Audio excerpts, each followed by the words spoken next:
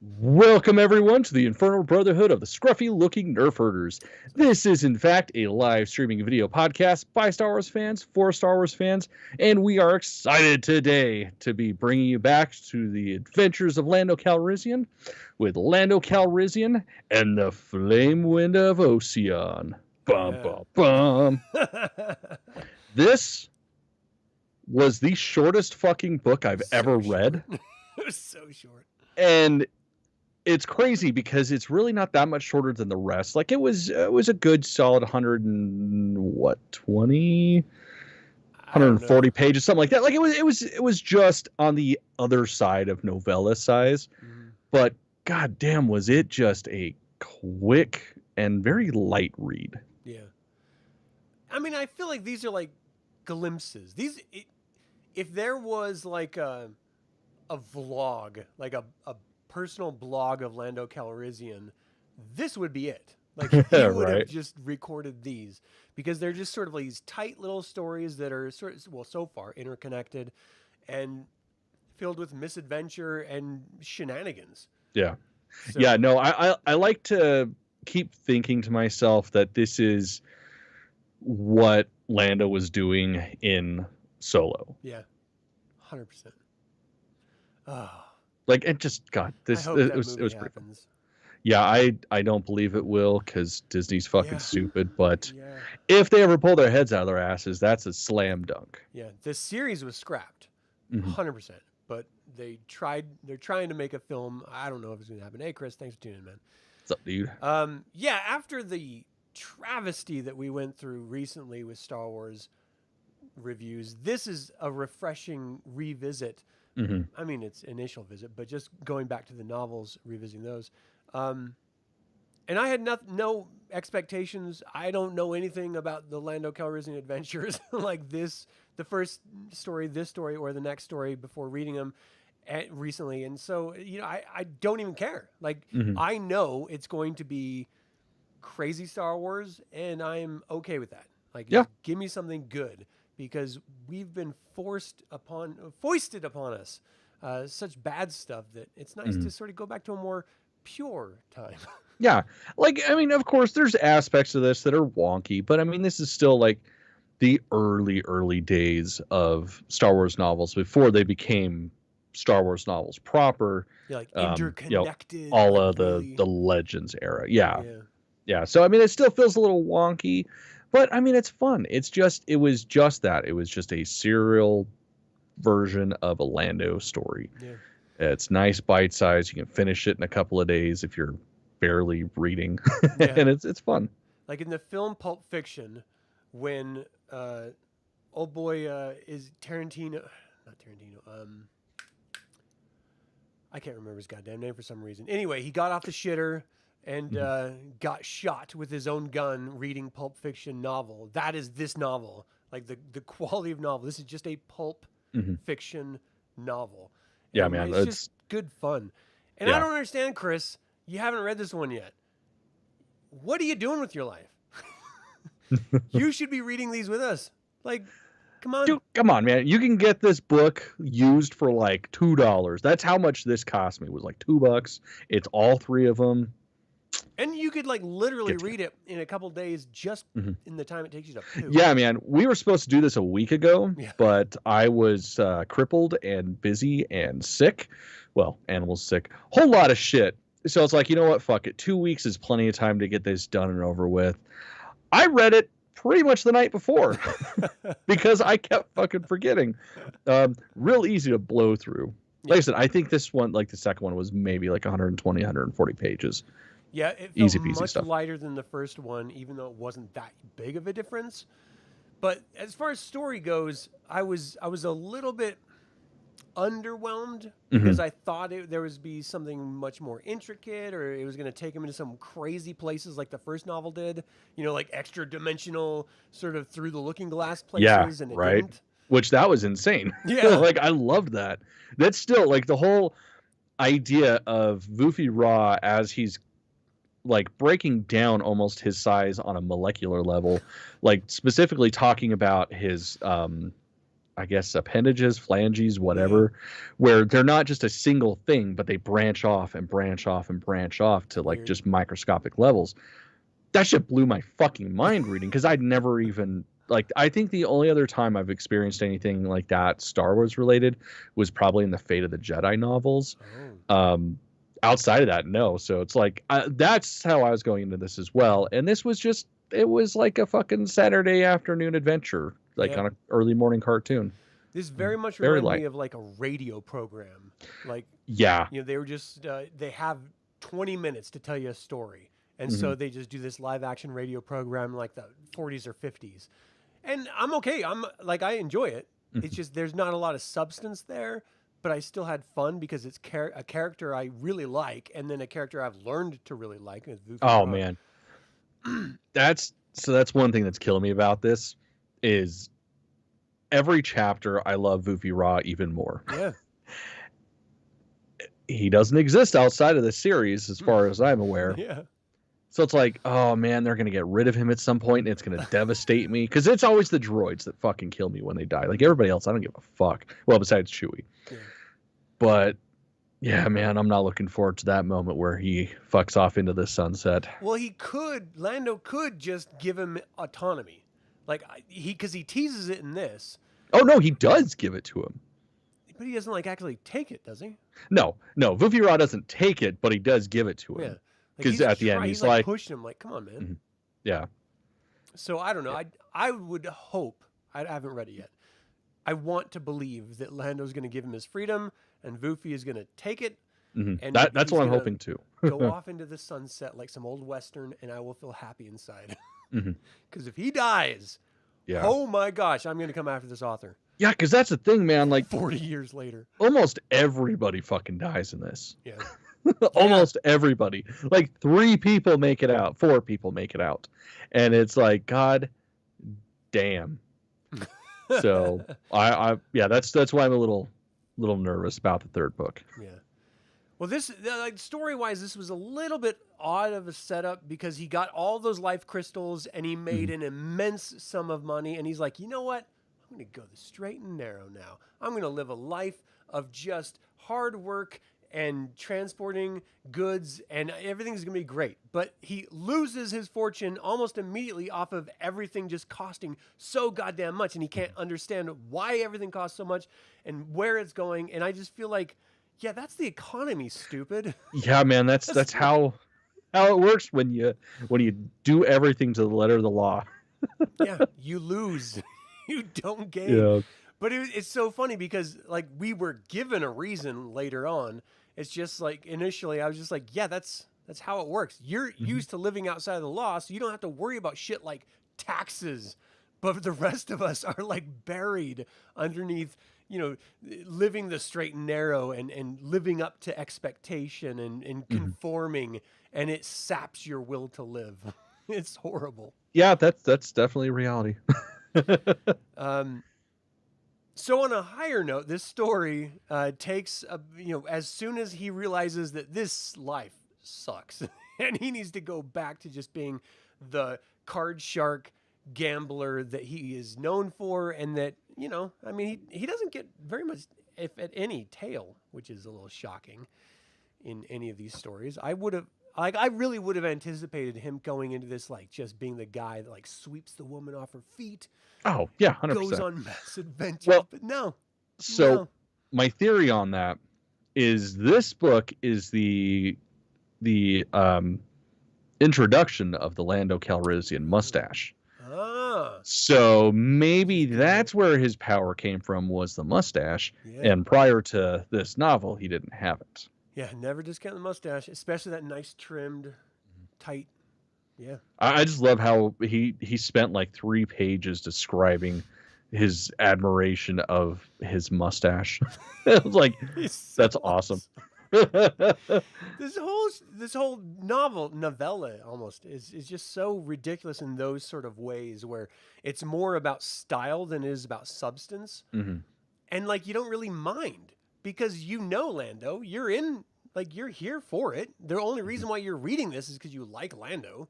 Yeah. So, like, tell us about your mustache or tell us about how hard it is to live a regular life. Mm-hmm. Like, okay, we'll listen to it. Ultimately, he is invited to this really prestigious gambling. I don't know what do they call it, like tournament or something like that. It wasn't even a tournament. It was just like No, it was just game. a room. It was just a table that he got to get in on. And it was like high end, like, you know, the only reason why he was invited was because of his reputation. So these are a bunch of supposedly really wealthy people that don't know shit about gaming, you know, like gambling. And he's being invited just because he's a name, like he's known. And so he comes in and he does what he does. And he sort of didn't see. This is like 2 weeks ago. I read this. He pretty much wiped the table with all their asses. Pretty much. But it was at that point that he was given like an actual mission, right? No. So what happens is he goes to the game. He completely kicks everybody's ass, which includes like the governor of the asteroid, one of the cops of the asteroid. Like he fucks over a lot of people, even though he intentionally lost a few times, so people weren't like, "Oh, this guy's cheating." Like he did it the way that you're supposed to. Yeah. So what happens is after he wins, he's just like, "All right, cool. I'm gonna kick it back to the Falcon," and on his way in there, somebody's there to assassinate him. Yep. And Lando doesn't typically carry firearms except for his little holdout pistol, and he blasts the dude because he's getting assaulted with a fucking titanium rod. Like the dude's trying to kill him. Yeah. In my head, it was a titanium dildo, but yeah. Oh well, I mean that's what I like to think too. But yeah, so he's like, well, fuck, I just smoked a dude. I should probably let the cops know. Right. So he hits up the guy that he just took all his fucking money from. He was like, hey man, this is what happened. And he's like, oh cool man, yeah, I'll send one of my officers. Just hang tight. We'll be there in a second. And motherfucker gets a capital offense charge. Yep. Not because he killed somebody. That's fine because that was self-defense. But apparently on Oseon, what was it, 6847 or 6845. Even though self-defense is 100% legal, having a firearm is a capital offense. So it's execution via exposure. You put your thumbs in a dude's eye into his brain. That's okay. Yeah. You do that with a bullet, you're fucked. Yep. Yeah. So basically, that's the whole elaborate ruse to get him to be a smuggler for the government. Which is the real story. Yeah, which is the real story. I mean, it's a pretty light story, but it's there. Right. But it was the reason why he was invited. Yes. Yeah, because they knew that they'd be able to get him. Because the thing is, on top of being an excellent gambler, he's also become known as a smuggler as well. Yeah.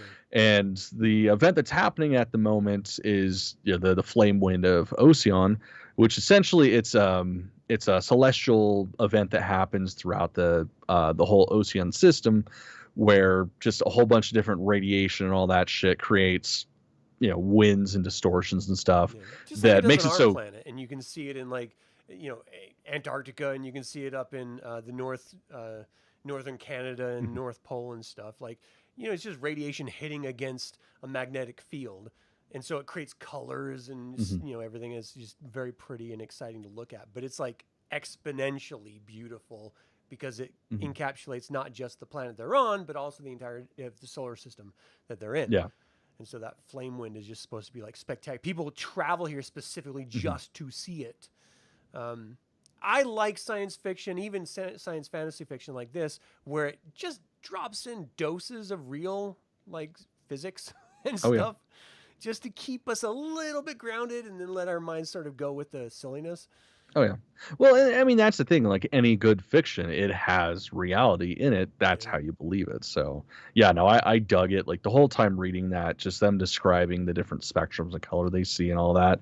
It's like, man, I can see why I'd be cool with like being stuck in a system on just one particular asteroid for like 3 fucking weeks. Like that would be spectacular to see. I was a little bit frustrated with the idea that, oh, well, he's being used again. Like, is this just a trope that we're going to have to deal with? Because he was used in Empire. Of course. And so the reason why this trilogy was written is because of his fan favorite from Empire. And so now every book, is he just going to be used every time? Is there no time that he's going to ever be on top? Because we were introduced to a Lando in Empire before before Vader gets there and like forces him to do everything.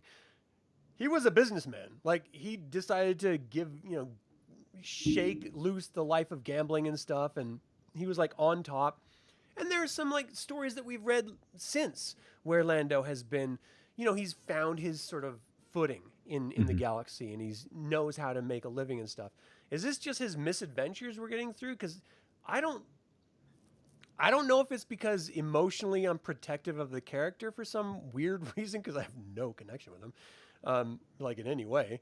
But I like him so much that I don't want him to be used. And I'm tired of having each successive novel thus far be just him being manipulated and used against his will. Like that feels shitty. Did that bug you at all, or? No, because I mean, the thing is, it says it right on the fucking title page. Lando Calrissian Adventures. I don't expect any sort of like continuity or some character changing aspect to happen. Like I'm just looking for him to do wacky things and us go, yay, at the end. So I'm apparently a lot more forgiving. Now I agree with your like the way that you see it, because that is the thing. Like with stuff like this, like the early novels, I can forgive where they take the characters, because again, this is what was this? This was 84, I think. Sorry, let me look real quick. Sure, to be honest. No, so this is 83. So this is literally right as Return's coming out. So the thing is, this is before, again, we get the core collective of the people that started with the games and all that stuff and later turned into novelists and really expanded what we know as the expanded universe, now Legends. So there's a little bit of forgiveness I can give with stuff like that. Now, once it actually gets to the point where we get into like the Zahn novels and so forth and so on, right. I think that would be a little bit more egregious dude, I'm so fucking excited, dude. But yeah, so it's like I can forgive it with stuff like this in later books if it's like that, especially when it's one right after the other, when it is a literal continuity, not with just the trilogy or whatever that it's in, but like the saga that it's in. That's when it would get a little much for me. I loved Voofy in this. I mean, I loved him in the first one anyway, but I have so much fun with the dynamic of a person who is supposed to, like, just like Han Solo and the droids, Bullocks. Someone who, I mean, Lando's different because he likes droids, but you have this awkward relationship with a new entity, like a new droid. You're trying to figure out their weirdness, their quirks. It's like meeting a new friend, for example. You want to kind of figure out who the hell they are and what they're about, and then you sort of have this like nice back and forth with them. His back and forth with Voofy, I think, is just so wonderful. And every single time Voofy calls him master, and he's like, stop calling him master. I fucking love that, man. I can't help it. I just love it. Stupid little things like that, which have no bearing on the minuscule story that's here, I'm here for. So, well, again, it's another one of those things that it brings reality into the situation, because that's how real relationships work. Like one person says something, the other, it gets under their skin, and then that one person is like, yes, this is fucking hilarious. I'm just gonna pick at that for the rest of existence. We got to learn a lot more about the species that Voofy comes from, that made Voofy originally, which I thought was interesting. I didn't remember the limbs being taken off in the first novel. That's because they weren't. Okay, that's why. Yeah, that new. Was a whole new experience in this one that I thought was very weird and out there. I was like, wait a second. I mean, it's like C-3PO being blown up. Like, his limbs are off. He has to be put back together. Chewbacca's got him in his backpack and he's running away. So, like, it's not new, the idea of it. It's sort of, I was like, what the fuck is going on? Yeah. He's just autonomous limbs? Especially with him being based off of the species that created him. It's like, is there a sentient organic species that can just do that? Yeah, it's so weird. And that's another thing. Like, I feel like this book, more so Voofy, was the biggest draw of this story, versus Lando doing what Lando does, because we're getting little snippets of his past, and in this we find out why he doesn't know the species that created him, like why he's got such a blank spot. Like he's centuries and centuries old, but he only remembers up to a certain point, and it's revealed in that point that he anytime that those droids were built or resold, essentially what would happen, and this isn't new in Star Wars, like this is what happens with astromechs too, but anytime that they're sent to a new owner, their memories wiped, like it's just day one new memories. But the reason why he's held everything so long is because on the transport to go to where he was supposed to be sold, I don't remember exactly what happened, but something happened with the ship, and failsafe with those droids is when something is getting ready to happen and they need to protect themselves to continue their existence, they immediately flash back on. So that's why he has such a hard memory of, this is where my existence began, but I don't remember before this type of thing. Yeah. So, and it's stuff that really doesn't change the story at all, but it's great to know that there's that level of a backstory, that level of thought put into a character. And again, especially with it being such a short read, like I loved that. I thought it was quite impressive. Yeah, it's really wild because not only does it give you a little bit of sort of backstory with the character itself, but it does an incredible amount for world building. Yeah. Part of the reason why I love Star Wars so much is that you have this massive galaxy and beyond of disparate civilizations evolving at different places, but being forced to engage with each other at the exact same time due to the Galactic Empire or hyperspace wars or whatever. Like, you're forced to face primitive technology that uses, understandings of magic versus people who are more technologically advanced. And it's not like one is better than the other. It's just you're forced to reconcile that this is what evolution really means. It's chaotic advancement and survival. It's not intentional design. And this is a core fundamental of any real sci-fi property, intellectual property. But for Star Wars, which is a fantasy sci-fi, to have it injected so heavily, but not like heavy-handed, I want to tell you why because I'm trying to explain a sci-fi universe. It's just sort of slipped in for narrative. It's so immersive when you do that, because now suddenly I'm thinking, what the fuck was this species? That looked like Vufi Ra. Like these weird, like pyramid tentacly arm creatures that, like, we learn at the very end, they like eviscerated an entire species. Like another. Well, that's the crazy thing. He wasn't that. The only reason why Homeboy went after him was because when the owner at the time, the anthropologist, owned Vufi Ra, he was like, you're going to be the representative. I'm going to be your assistant. Right. So it set him up to be the fall guy. So funny. Yeah. And it just so immersive and so silly. Like, so silly's not the right word. No, that's so silly. Weird. So different. Silly is a good word for it, I think. Like, we got fucking Big Bird in here. We got the cat from. I forgot about Big Bird. Holy shit, dude! That was the thing with this story. So, specifically the notes I made, Rokor Gipta, I think that's how you pronounce his name. His description. So. When this he's was the Sorcerer of Tune that we met in the first so this novel. is the guy that we got in the last book. Like, he was the bad guy, the big bad. I just saw him in that book as just a guy in a cloak. You never quite see his face. He's just an ominous presence. In this, I straight up saw him as the fucking head priest in Temple of Doom. So it was like the second that shit popped in my head, it was like, okay, well, I guess that's what he looks like the rest of the time. Yeah. Yeah, and then fucking Big Bird, God, didn't I write it down somewhere? Oh, yeah. Something about a sentient avian species wrapped in a cloak makes me think of Looney Tunes.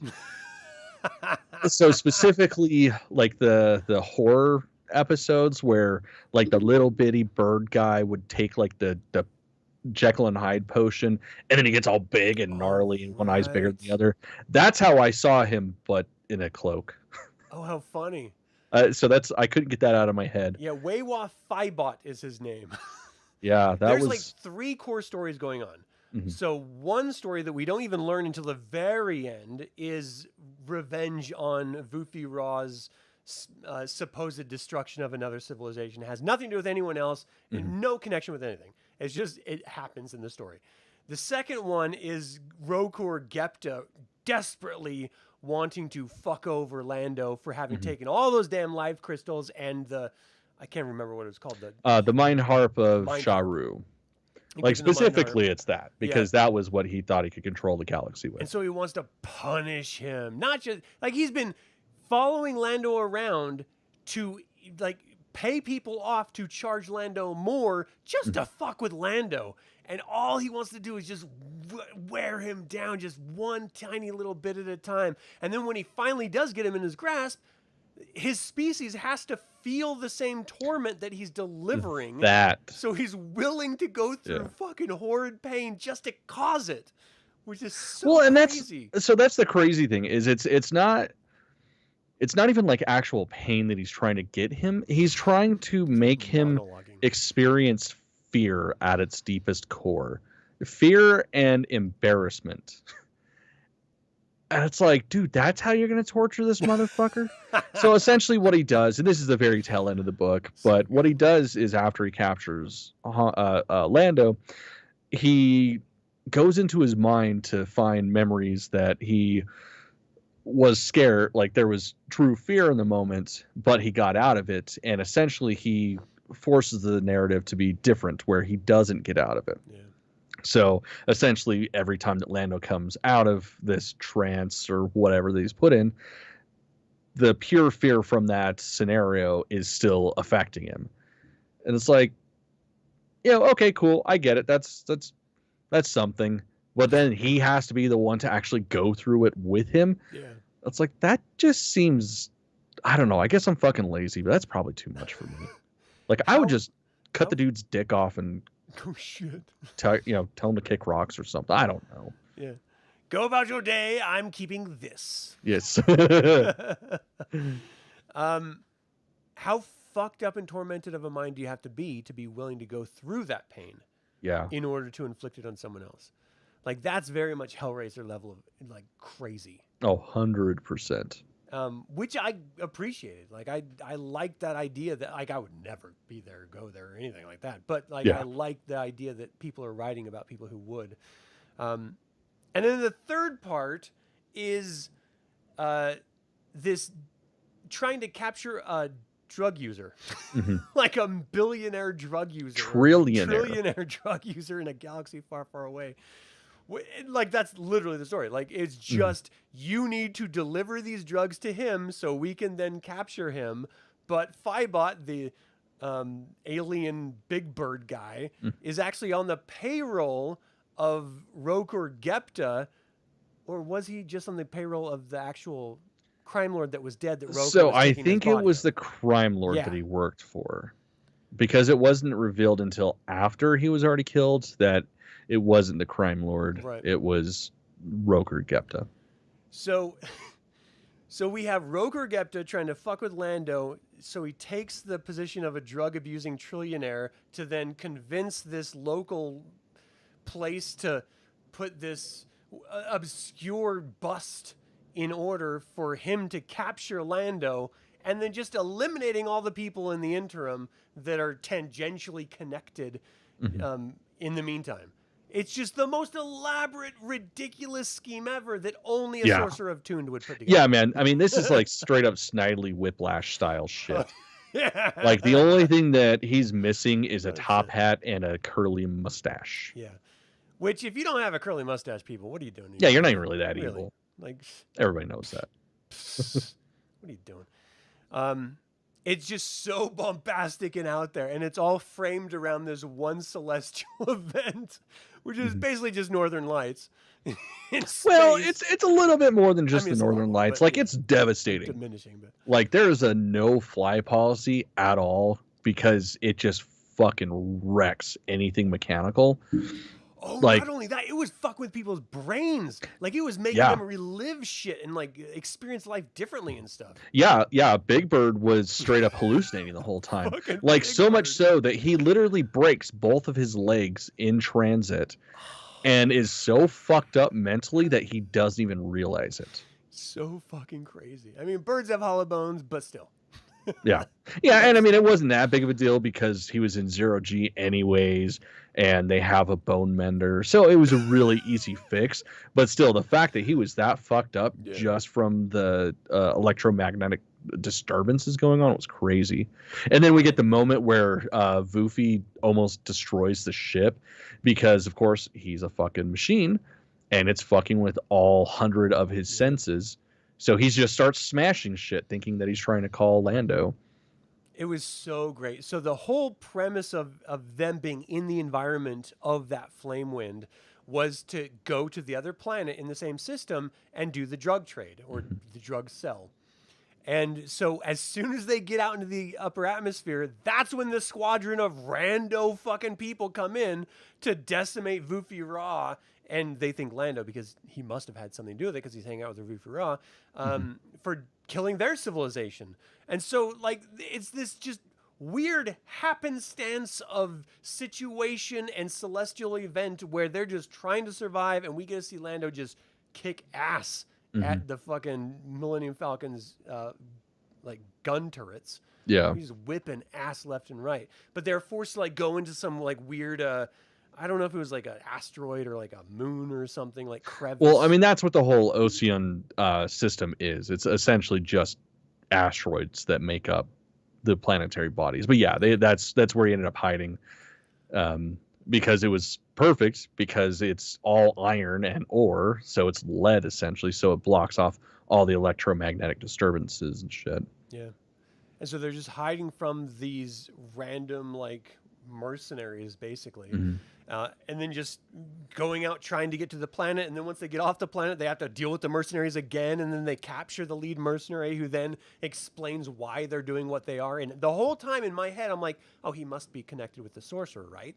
Like he is acting on behalf, but no he's not. He's a random story element in the middle of the galaxy for literally no other reason in this novel. Like you could eliminate that storyline and lose nothing in this novel. Yeah, it was very out of place, and for it to all be explained so short and sweet at the end, it was sort of like, yeah, that wasn't necessary. I mean, it's fun because, of course, we got a little bit more backstory from Voofy, but and that's exactly why, because the author must have wanted to build up Voofy as a character, because we already know Lando. You know, we know him from the film, and we know him from the first novel, and now we know him from the second one. So he needs to like really extrapolate on who Voofy is and why Lando's so willing to have this great back and forth with them, and just sort of leverage his limbs and his weirdness in order to sort of save him. And then ultimately, that's why I think in the third novel there's no way he's going to die, because he's building him. The author is building him up as a character so much. I'm gonna be so angry. Oh, we're gonna have to bring the author on and have an interview with him, right? And just like scold him. You, sir, made me cry. How dare you? How could you? He's like, what the fuck are you talking about? I don't even remember that novel. Did I write it? Really? I don't remember. Like, this is our lives. Yeah. Like, yeah, I don't care. The idea of an alien big bird. Oh, man. It's going to be kind of hard, Adam. What? I was looking it up. Don't tell me. Don't say anything. I don't want to know. Well, about the author, not Voofy. No. If we're going to talk to him, it's going to be very difficult. We're going to have to bust out a Ouija board because he died in 2021 at the age of 75. Okay, well, we do know the necromancer from What We Do in the Shadows, so he'll scat this motherfucker back alive. All right, we got Topher. it. We got it. I want that guy in my life so bad. Right. I want him to be real so bad. Would you like a keychain? Have a free keychain. This is so great. Hell yeah, it's customer service, man. It's good customer service. Is that coming back soon? Like, when is that coming back? Next month, dude. Really? Next month, final season. Yes! Oh, yeah. Happiness. Cannot wait. Cannot wait. I can't wait. You can ask him 5 questions like from the D&D. Yeah. Dude, I couldn't do it, man. That was such a hard movie. You didn't like the latest one? I got so fucking bored. I ended up. Oh, I don't even think I made it halfway through. oh wow, I enjoyed it. Uh, I'm more of a dork than you. I mean, Suck it, Normie. it happens. Yeah. So the name of the trillionaire, I have to throw it out because we haven't even said it. I don't even know how to pronounce this. Bahua Mutda. Yeah, there's a reason why I didn't say his name, because I just got to a point where I just didn't even bother trying to pronounce it in my head when I was reading it. I would just pass his name when I saw it.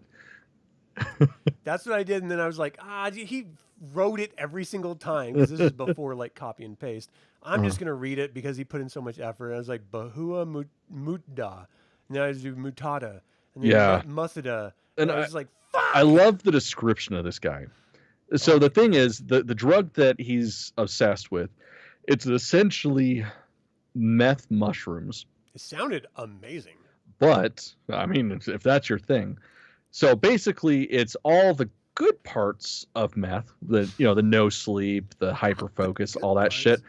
But it doesn't take anything away from you. And that was the whole sell of it, is it's super rare, it's super expensive. But essentially, you get a third of your life added onto you because you don't sleep anymore. Yeah. The side effect is you also don't care about anything anymore. Yeah, well, I'm already there. Yeah. So. Yeah, it's like I'm basically there, so it's like it wouldn't be that big of a deal. Yeah, for people who have done drugs, for them to say, yeah, it doesn't deplete the dopamine in your brain, you just get high. That's just like, oh, that's amazing.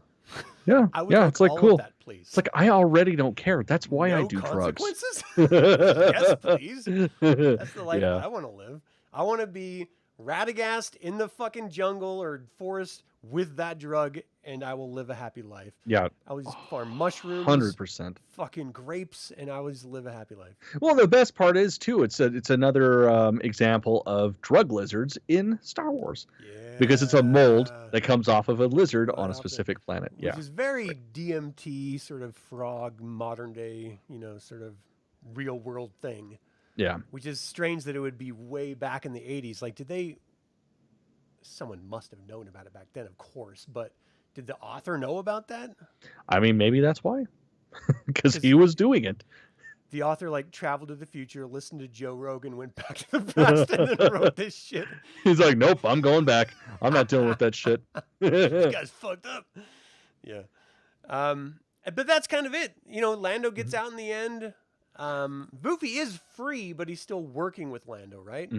Yeah, well, and that's the thing. Like, right before Lando goes into the presumed trillionaire, he goes, look, I've already got it on the manifest that this ship is yours and you're free. So if I'm not back in 8 hours, get the fuck out of here. You're your own being. Please go live a good life. And it's just like, God damn it, Lando, you're a fucking mensch.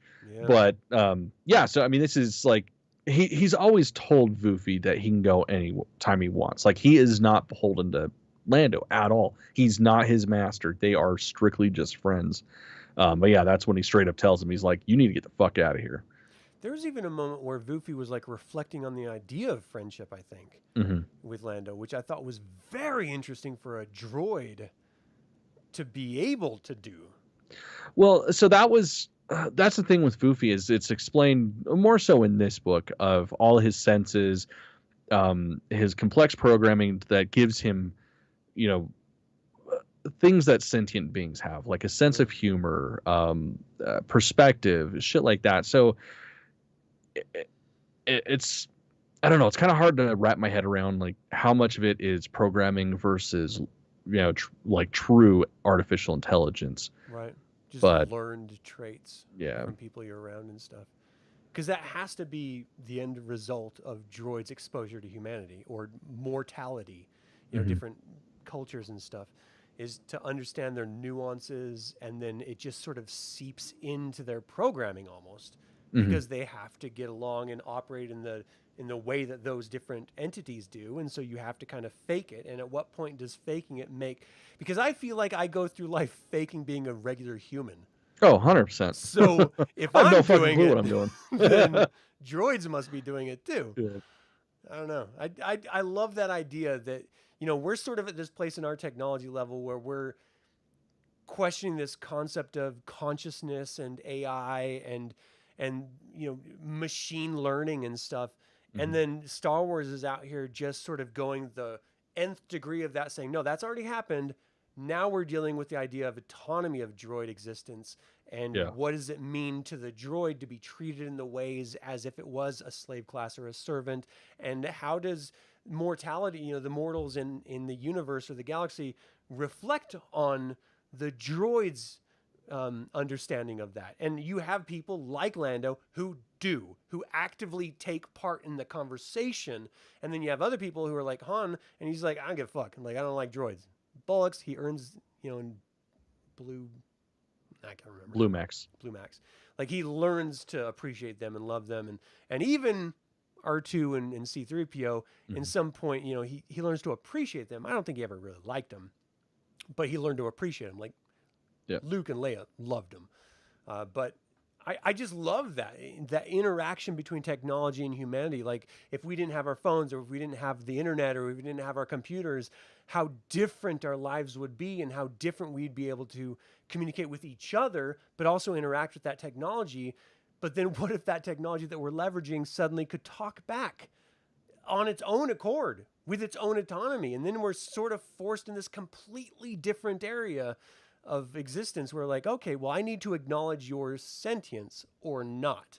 And how could you not then reflect back on our own slavery in our own? I mean, it's active right now. It's not like it's past, but like the idea of slavery and how we collectively, as a broader modern global community, see it as a negative, and yet it still happens. So I don't know. I think those complex conversations, though they're not overt in Star Wars, they are certainly there under the surface to be discovered. 100%. And I love how these Lando novels have brought it out full force.